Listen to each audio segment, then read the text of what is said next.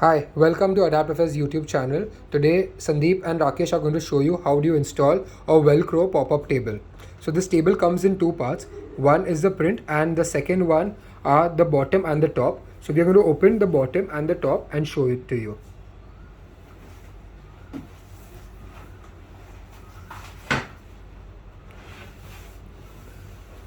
The size of the bottom and the top of the table are identical, so you can use either of them.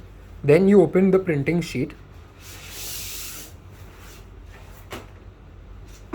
The sheet will have Velcro on the top and the bottom.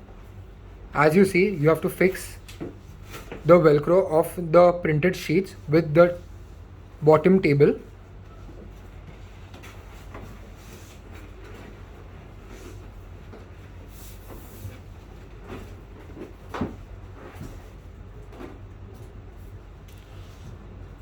Once the bottom has been fixed, then you use the tabletop and you fix it on the top. The tabletop also has Velcro which has to be attached with the printed sheet.